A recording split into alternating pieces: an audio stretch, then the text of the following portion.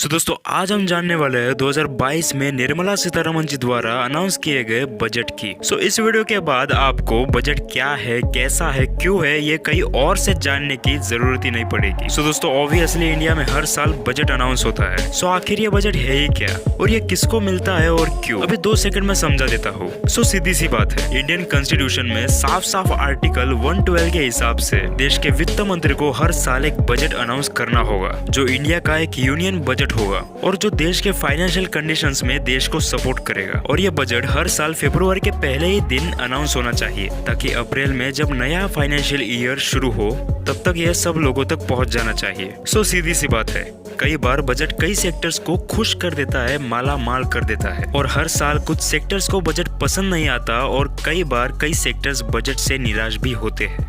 Example के लिए मैं आपको कुछ ऐसे सेक्टर्स बताना चाहूंगा जो इस साल का बजट अनाउंस होने के बाद एक तो काफी ज्यादा महंगे हो गए या काफी ज्यादा सस्ते हो गए हैं। पहले बात करते हैं उन सेक्टर्स की जो इस साल के बजट के बाद सस्ते हो गए हैं। इसमें तो बहुत सारे नाम हैं जैसे कि camera lens of mobile phones, cocoa beans, methyl alcohol, mobile phone chargers, gem stones and diamonds. ऐसे ही और भी कई छोटी बड़ी चीजें हैं जो बजट के बाद सस्ती हो गई है। और अब बात करते हैं उन चीजों की जो बजट के बाद महंगी हो गई है, जिसमें loud speakers, jewellery, electronic toys, x ray machines, umbrella, earphones and headphones. मुझे पता है कि आप इससे बोर हो गए होंगे। वैसे भी ऐसी ही कुछ छोटी मोटी चीजों के दाम ही बड़े हैं, चिंता करने की कोई जरूरत नहीं है। अब आता है हमारे इस वीडियो के मेन मुद्दे पर और बात करेंगे 2022 के बजट हाइलाइट्स की।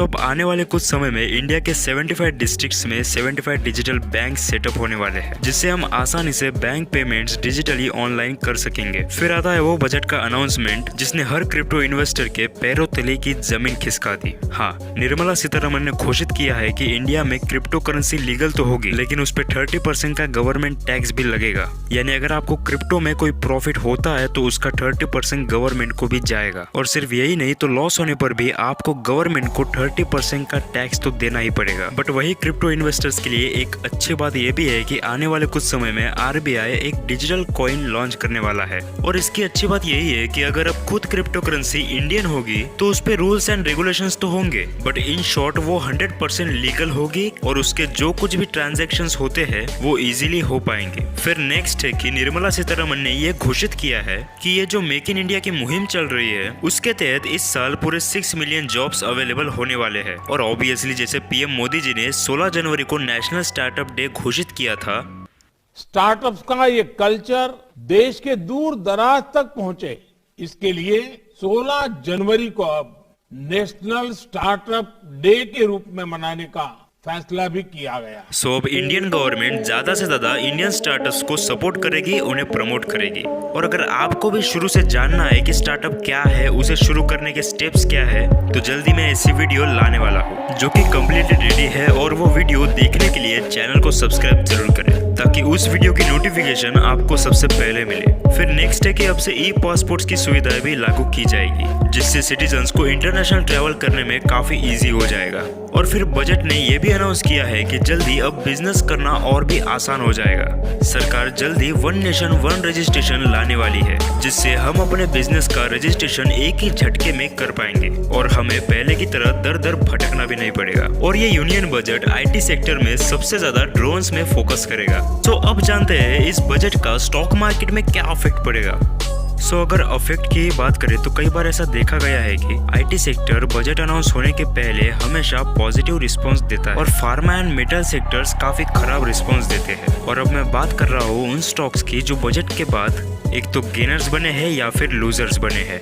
इसमें पहले नाम आता है सन फार्मा का। जहाँ दिसंबर में यह अच्छा खासा ग्रो कर रहा था और 11% का रिटर्न भी दे रहा था, लेकिन जैसा कि मैंने कहा था कि फार्मा सेक्टर में बजट के दिनों कुछ ना कुछ गिरावट दिखती है और इसलिए सन फार्मा बजट के दिनों हमें यहाँ पर कमजोर दिखाई पड़ रहा है। सेकंड है आईटीसी। बजट के बाद पहले दिन ही 4% से ग्रो किया है, क्योंकि आईटीसी का 40% रेवेन्यू सिगरेट और टोबैको से आता है और नए बजट के मुताबिक सिगरेट और टोबैको में कोई टैक्स की बात नहीं हुई है। अब थर्ड है टाटा स्टील्स। बजट के बाद इसमें भी काफी ग्रोथ आई है, क्योंकि बजट में इंफ्रास्ट्रक्चर डेवलपमेंट में भी काफी फोकस किया था। ऐसे ही हर साल देश का यूनियन बजट स्टॉक मार्केट को अफेक्ट करता है। ये थे बजट के कुछ इम्पोर्टेंट हाइलाइट्स। अगर आप में से किसी शेयर मार्केट लवर्स को जानना है कि पिछले कुछ दिनों से शेयर मार्केट इतना क्यों गिर रहा है सो आप हमारी ये वीडियो भी डिस्क्रिप्शन में दिए गए लिंक से देख सकते हैं।